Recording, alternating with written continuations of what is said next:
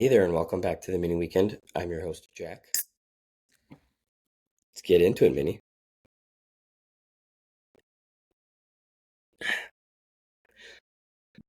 Excuse me. Drink of the podcast. So tonight, a little kind of weird. I had actually picked out what I was going to drink before I got a message from Gemma, who surprisingly asked Jack, "Have you tried any non-alcoholic beers lately?" And I have a couple weeks ago. I actually had this. It's a Heineken Zero. So this is probably one of, and I can probably count on one hand how many drinks I've done on the podcast, that opening it and having it on the podcast wasn't the first time I've ever tried it. It has been a while. Um, but yeah, Heineken Zero, you know, I'm going to be completely honest with you guys. Back when um, I was drinking and such, I wasn't much of a Heineken drinker. Um, every once in a while I would. But one of my good buddies, who actually doesn't drink as well, we were out and I had just gotten a Coke. He goes, "Hey, have you ever tried on Heineken Zero?" I was like, "No," and he gave me a taste of his, and I was like, "I'm not kidding you." I looked at him and said, "Are you sure there's no alcohol in this?" It tastes exactly like a Heineken. So, as much as I've never been a big Heineken, like, oh my gosh, this is unbelievable, um, beer, um, it tastes exactly like it. So if you're somebody who doesn't drink or wants to drink a little bit less, um, and you are looking for something, that maybe looks like you're drinking, so maybe included or whatever, I would recommend one of these. It, like I said, I'm not kidding you when I say this. It tastes exactly like a Heineken. The only difference is you can throw one of these back, and if you really felt like it, and wouldn't feel a thing. Wouldn't feel a thing. So, yeah, I really like it. I think this upcoming football season, it's officially football. Had the first Hall of Fame game tonight between the Texans and the Bears. The Bears technically won in a shortened game, but we're getting too ahead of ourselves. This is definitely something I will probably be drinking throughout the football season. Like I said, really smooth. It's a little more carbonated than I would like. I'll be real, I don't really remember um, Heineken's or too many light beers being super bubbly, but that might be what they kind of go for, if I'm being honest with you guys, in an effort to get you with something that's not alcohol. Give it maybe that little bite. I don't know. But yeah, I was gonna say that's, other than the fact that I was never a um, Heineken guy. I have tried a couple non-alcoholic beers um, uh, before this one, and I gotta say this one probably tastes the most authentic. Like I said, if you are looking for something that maybe tastes a little bit like it, you're trying to kind of get away from the carbs, or you're just trying not to drink as much. I would recommend it. Like I said, haven't tried a ton of them yet, but would recommend it. And Heineken, yeah, I know you can go Heineken.com. They have a couple other beers as well.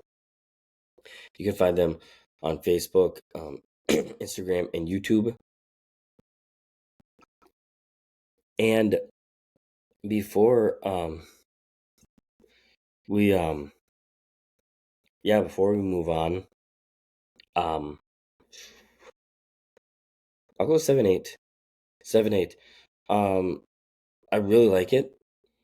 But again, kind of goes back to, I was always more of like a light beer drinker, so I have a feeling there's going to be a couple light beers out there that taste very similar to this that I'm gonna have a preference to. So 7-8. So I'm giving myself a couple points uh, to give in there. So yeah, that is what I have for you guys for soda drink of the podcast. And then for Tommy Town. like I just previewed, kind of saying, excuse me, we're officially in football season here. NFL first preseason game last night, or tonight, I should say. I apologize. I kind of got um hit with the allergy bug this last week. Um, don't worry, I feel a lot better than I sound. I really do. Um, but just bear with me tonight. Bear with me tonight. So yeah, with that, not a ton to report on as far as Tommy Town is concerned, except for the football team. So for the football team, they are once again expected to be one of the best teams in the Pioneer Football League again this year, as they were picked to finish second in the conference preseason poll back on July 30th, receiving 87 total points and one first place vote from the Pioneer Football League coaches. St. Thomas's first year in the Pioneer Football League was back in 2021. And they finished with a 7-3 overall record and 6-2 in conference play, which was good enough for third in the standings. However, St. Thomas would catapult themselves as the 2022 Pioneer Football League champs with a 10-1 overall record and a perfect 8-0 season in 2022 in the conference. And then last year they finished one game behind Drake for the conference title. Both teams would finish 8-4 overall, except Drake's 8-0 record in the conference would atop St. Thomas's 7-1 record. The Drake Bulldogs, who gave St. Thomas its lone loss back in 2023, like I just mentioned, was picked to finish first this upcoming season, receiving 8 first place votes and a total of 98 total points.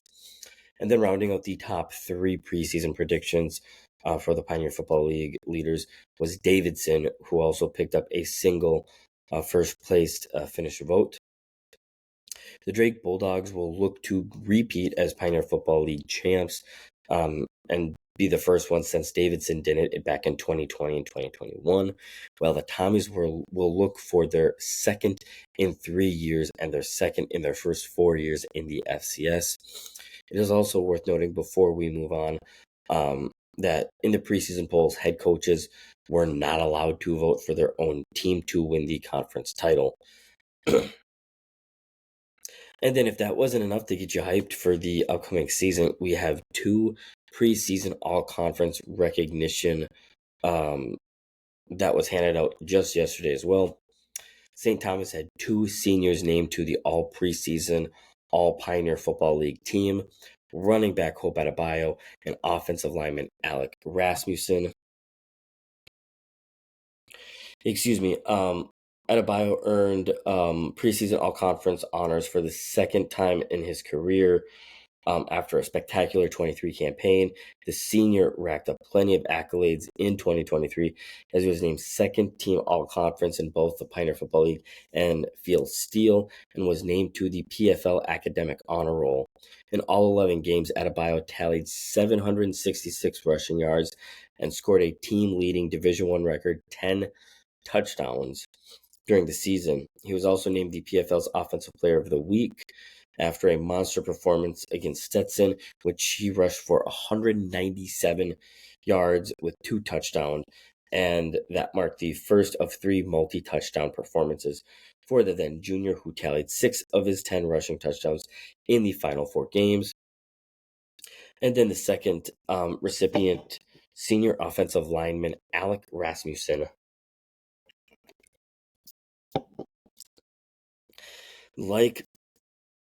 Adebayo, Rasmussen is used to the spotlight as he earned all conference honors for the Pioneer Football League for the second consecutive season as well, and returns as one of the top offensive linemen in the entire conference.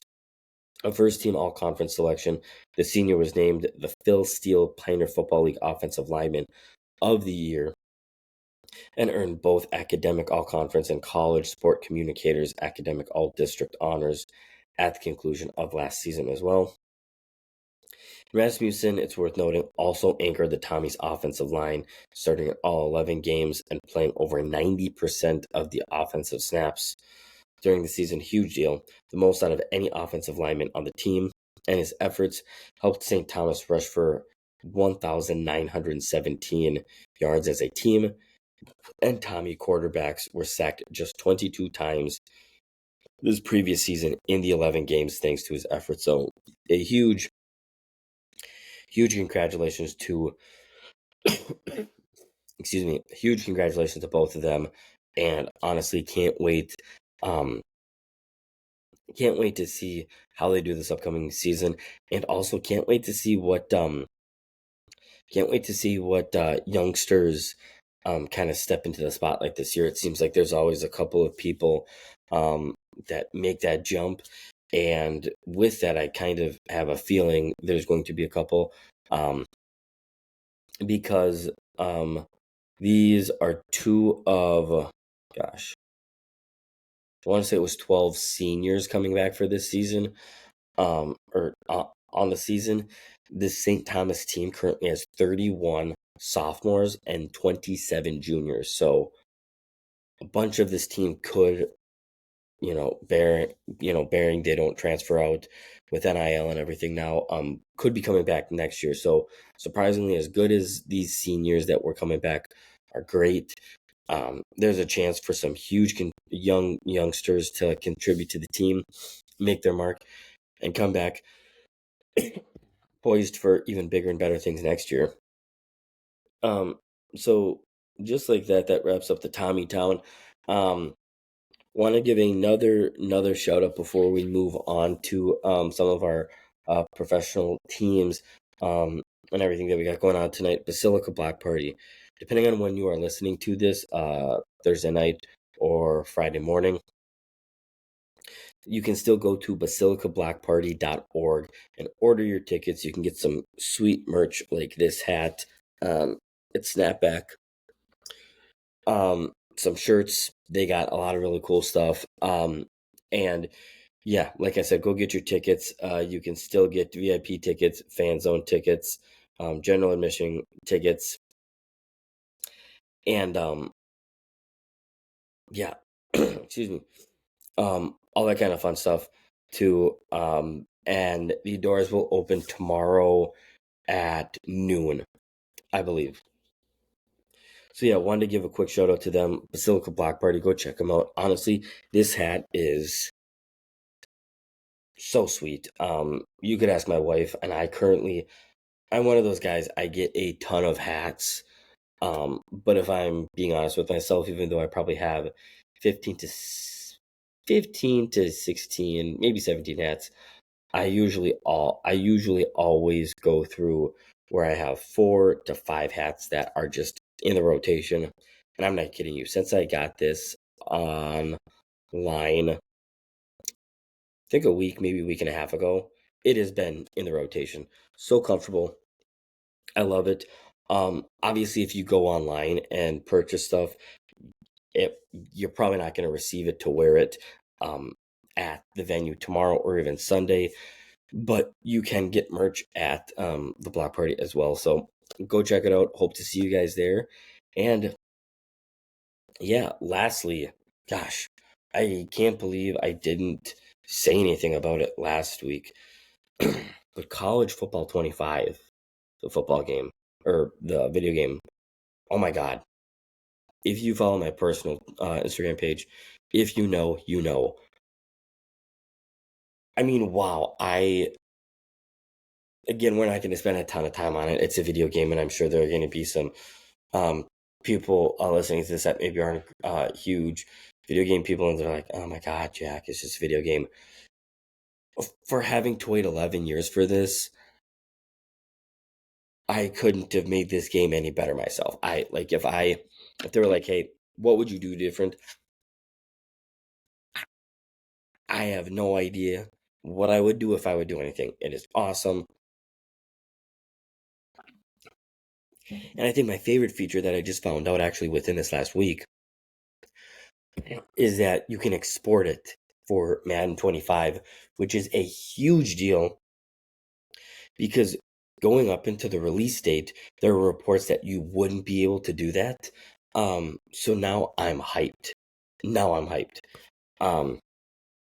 So if you know, you know, and if you haven't gotten it already, I urge you get it. Like if you're a college football fan and you don't already have this game, you need to get it. Just mark my words, you need to get it. Um, so yeah, um, Olympics. So there's not a ton to report on tonight for our professional sports. Once again, we do have a couple questions that we will get to. But while the Olympics are going on, I love doing these Olympic updates for you guys as well too. So currently um the the US is number one in overall medal leaders. We have 37 total. Currently we lead everybody with 13 bronzes. France is in second with 8, it looks like. Um we're leading all silvers with 15. France is in second with 11. And then we're only second with, geez, I'm sorry. These are small numbers. That's why I'm looking at my other screen here. We're only second with gold with 9. Only China with 11 has more than us. And that's a big deal because earlier today it's headlined by Biles for sure. Simone Biles and Katie Ledecky. Because I can't remember when it was, but earlier today I was checking this, and we were still number one in silver and bronze, but gold we weren't even in the top 3. So that's a huge deal. That's a huge deal.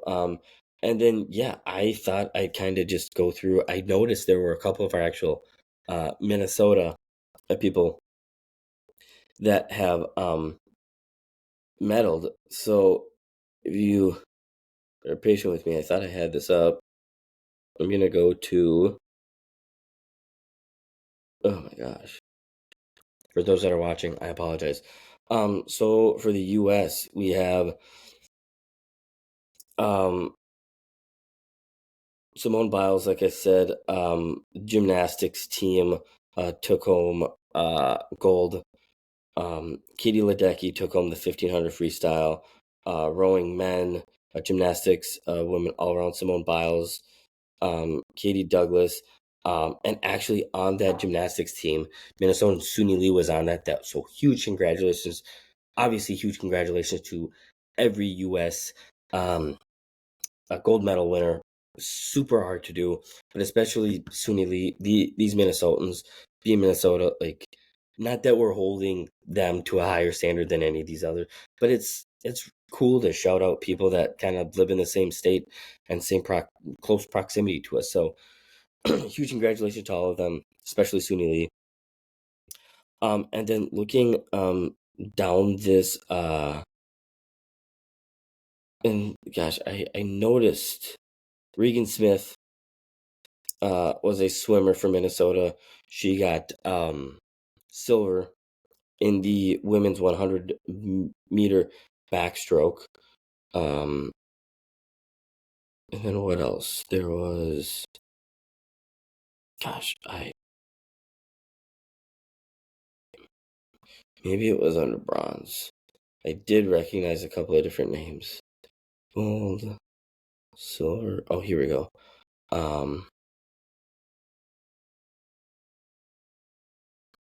Suni Lee got another one. I'm not seeing it, and I'm not going to spend 15 minutes trying to figure it out. But huge congratulations to everybody. Obviously, there's still what I think a week and a half left to go. Um, so yeah, if you guys are watching, keeping up with the Olympics, awesome. I feel bad. I've only watched a little bit. I've watched a little bit of live the men's basketball games, the women's basketball games, but other than that, me keeping up has just been kind of watching highlights of stuff like that. So I hope work's been kind of busy, but I'm hoping this week to kind of watch a little bit more and keep up to date with some of this stuff as more medals and that kind of fun stuff happens. So um, yeah.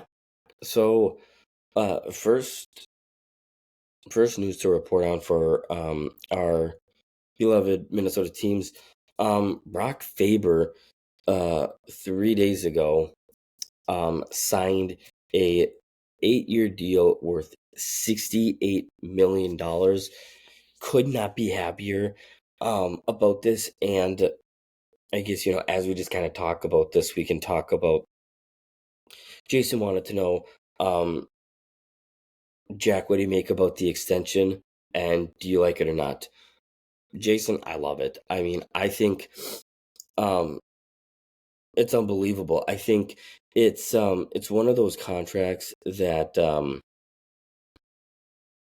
where is it? I can't remember where his average per year is, and I'm not. It's like just over $8 million a year he'll be making. And that's the unfortunate thing about the NHL. Like these, as great as these are, these the greatest, and he's still very young. They don't make a ton of money in comparison to NBA players, in comparison to NFL players, and certainly MLB players. But if I'm being honest with you, Jason, I love this, and I love this for the simple reason that he's young, and this is a cornerstone for our team. If you look at our roster, you got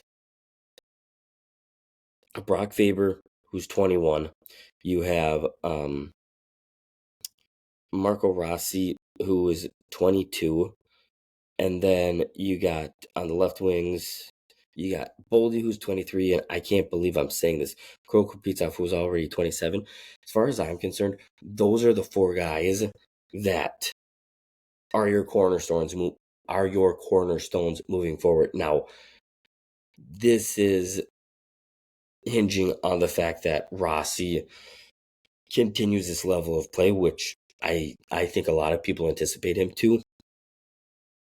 But I think those are your four cornerstones going forward. I think if you're Bill Guerin, like I said the next 10 years, but if you're being honest with yourself, these are the four guys that you gotta keep around, and kind of build around. Now, obviously, looking at this roster, there are other guys that you hope, especially young guys, other guys that you hope will be around and will gel and can do some things, and you don't have to break up too much of this. Because this Marat, who's 22, he's a centerman. Sounds like he's going to be amazing. I hope he pans out. Obviously, I hope Marco Rossi takes that next step. He's only 22. Sammy Walker's only 25. And then a lot of people might be asking, what about Joel Eriksson Ek? Is he going to be a cornerstone? Again, he's the same age as Kirill Kaprizov. The only difference between these two is, can Eriksson Ek stay healthy? If Eriksson Ek can stay healthy and for the next 6 to 8 years can play consistently at least, I don't know, 58 games or more, 100%.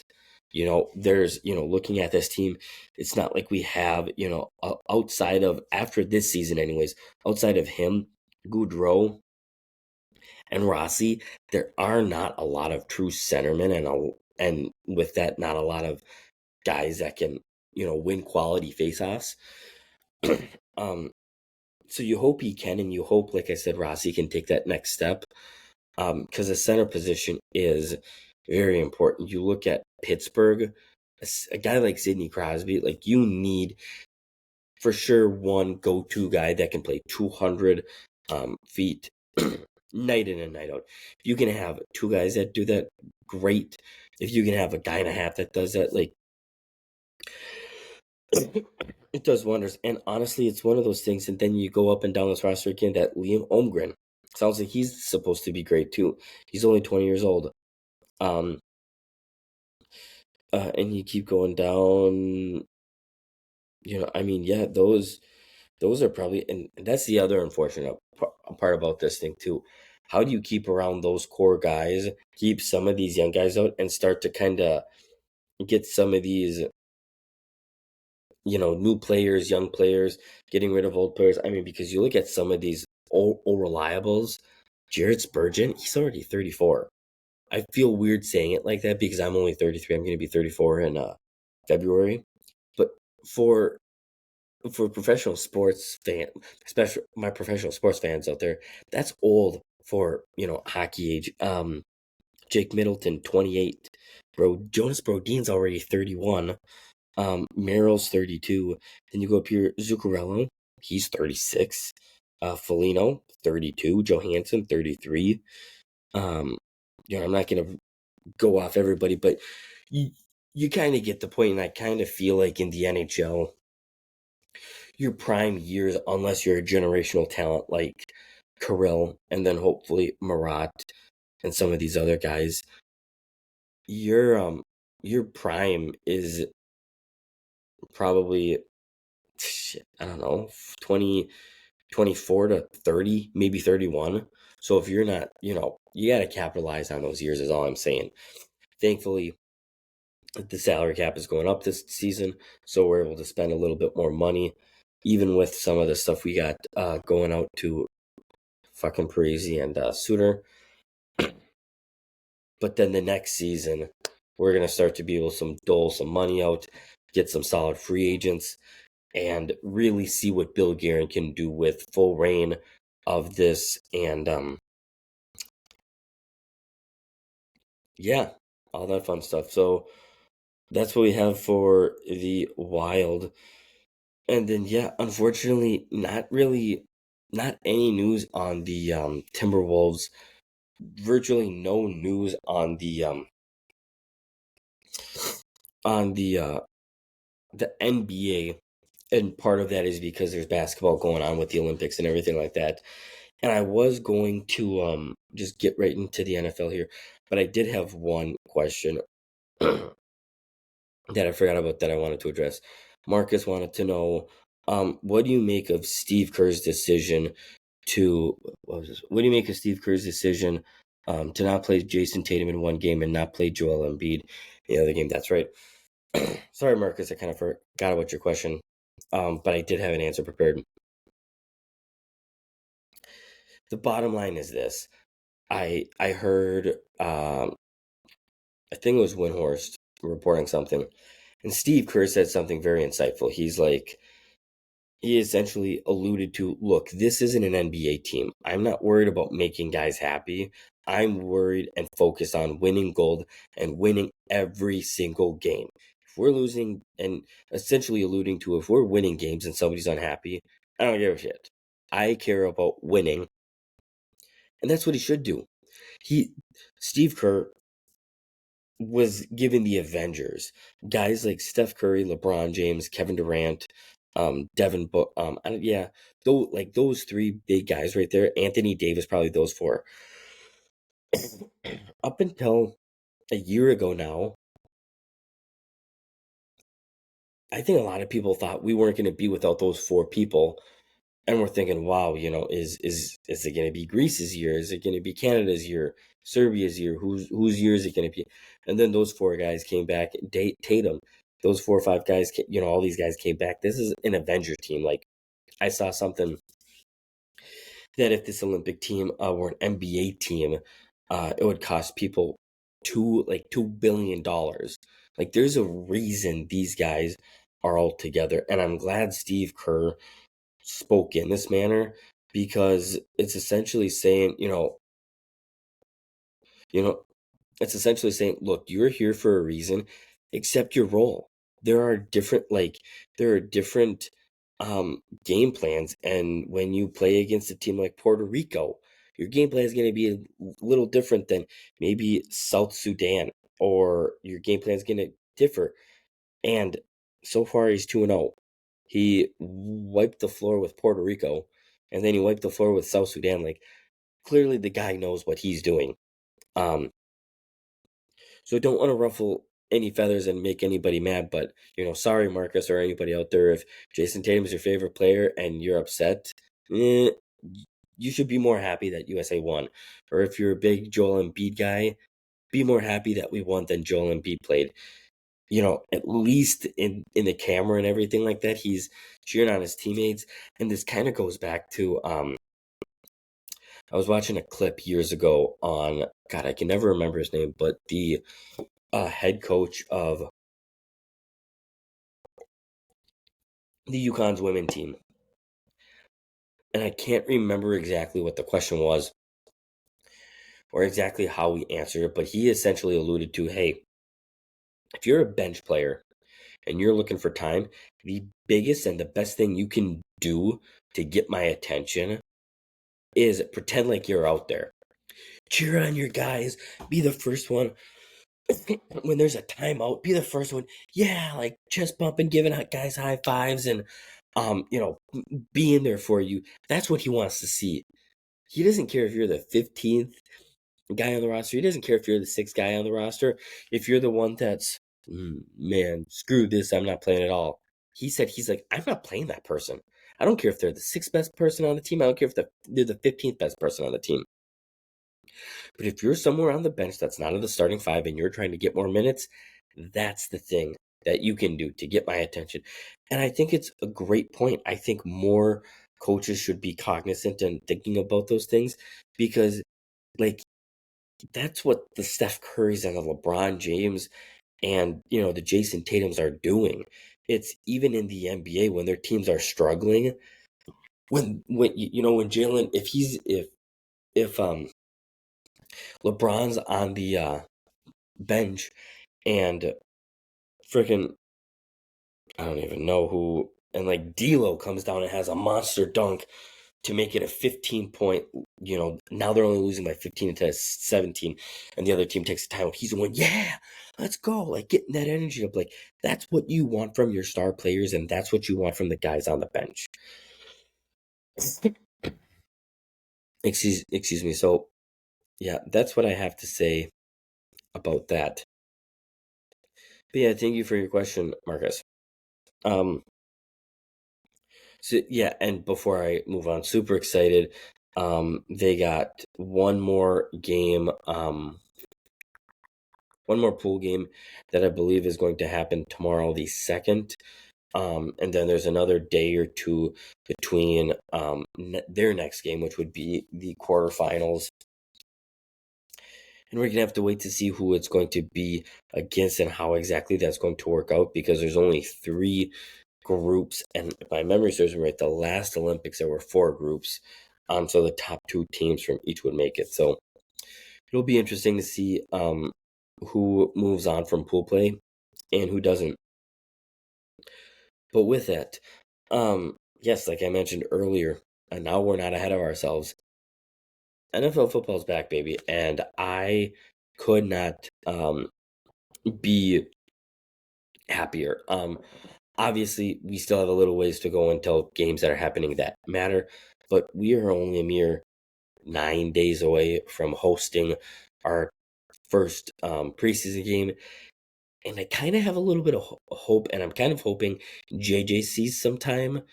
Again, he's not the starter, but it'd be fun just to kind of see him in an NFL kind of gameplay. He's not necessarily going up against starters because a lot of the starters now aren't playing at all. But it'd be nice to see him in that, get him some of that feel, let him see what it's like playing inside of US Bank Stadium, all that fun stuff.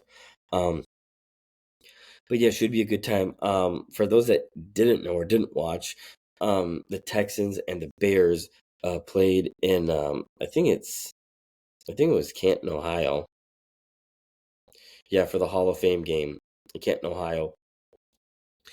And the Bears won on a shortened game due to weather, 21-17. The Houston Texans jumped out to a 10-point, a 10-point lead. What the hell?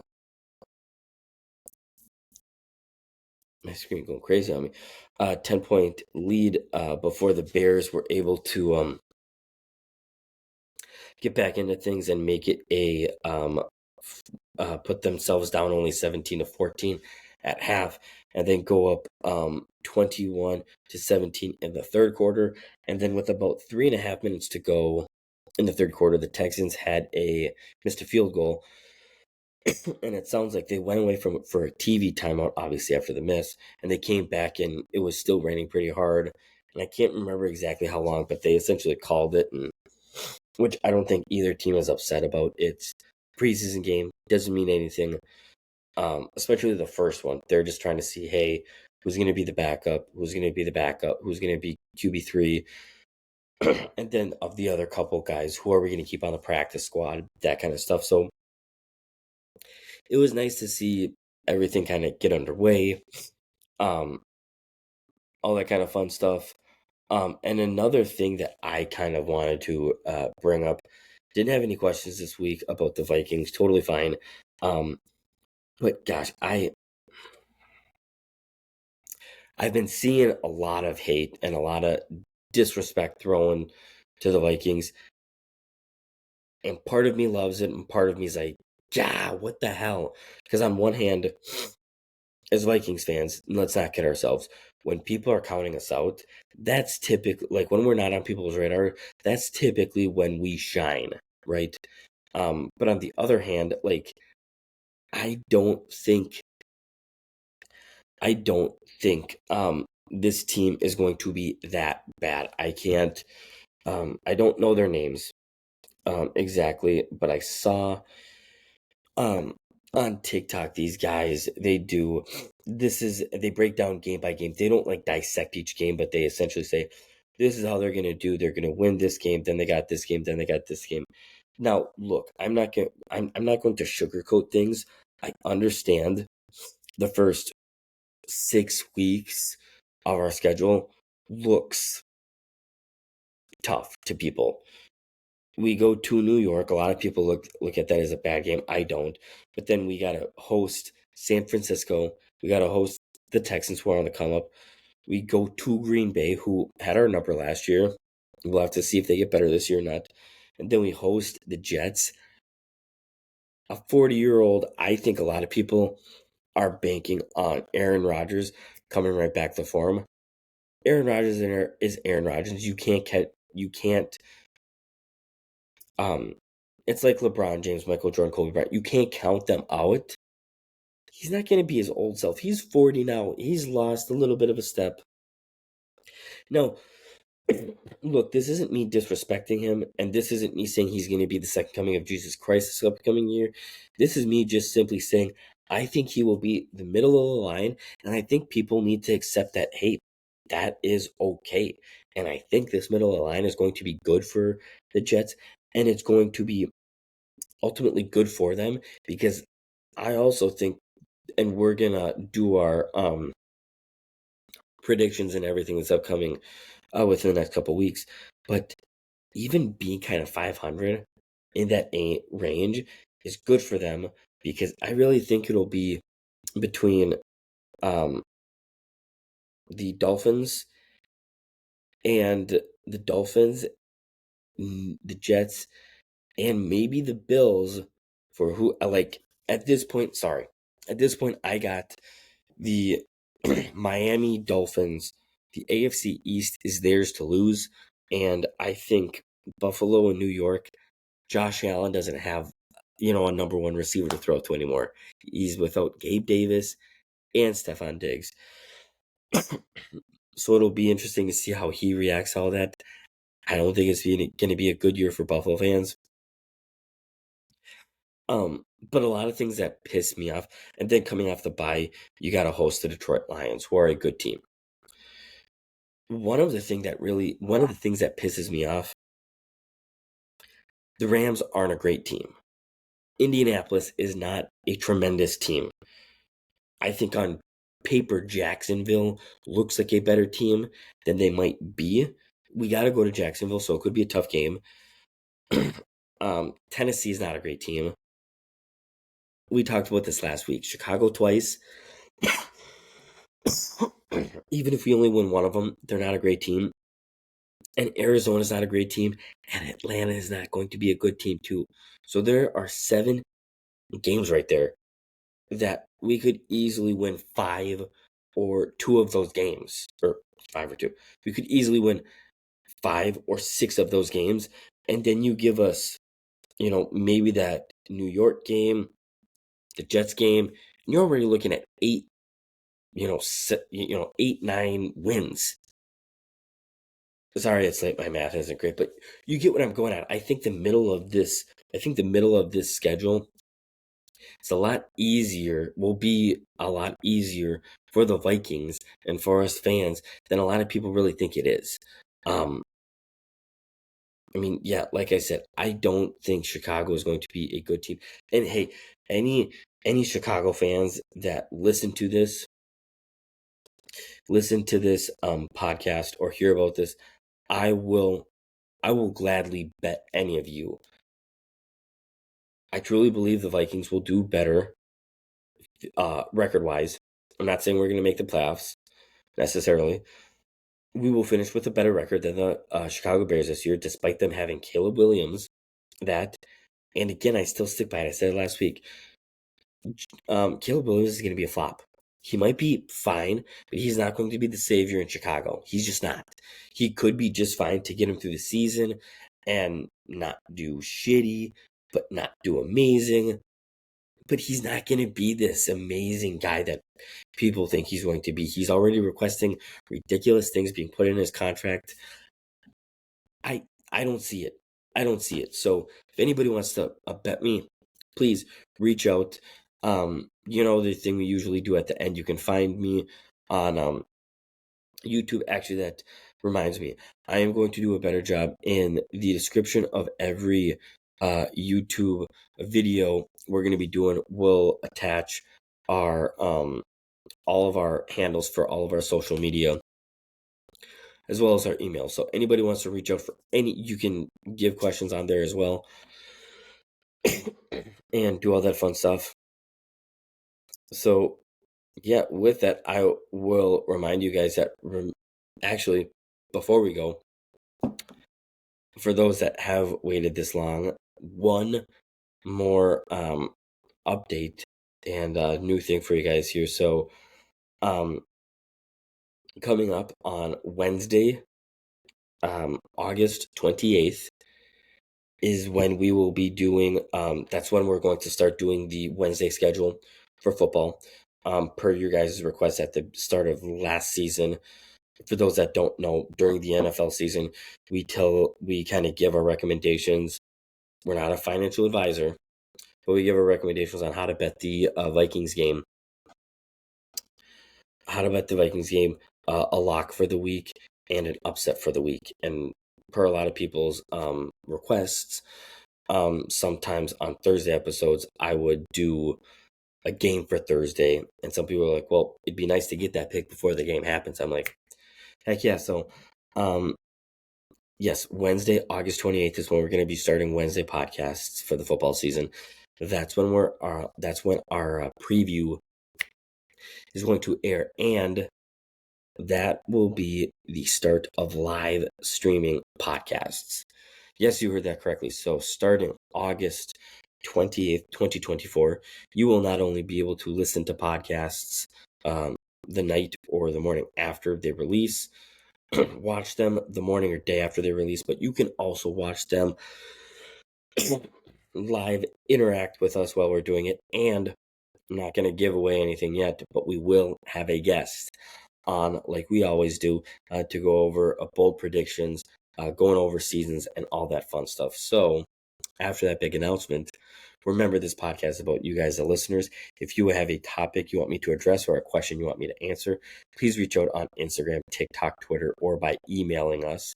Twitter, TikTok, and Instagram handles are at MiniWeekend, and email is miniweekend@gmail.com. That's MINNYWEEKEND @gmail.com. And be sure to let us know if you'd like to stay anonymous with your questions as well. Also find us and follow us on Instagram and Twitter, where there are giveaways, and you can stay up to date on all things Mini Weekend. And lastly, make sure you hit that subscribe button to get notified of the new episode till it comes out. Till next time, Mini.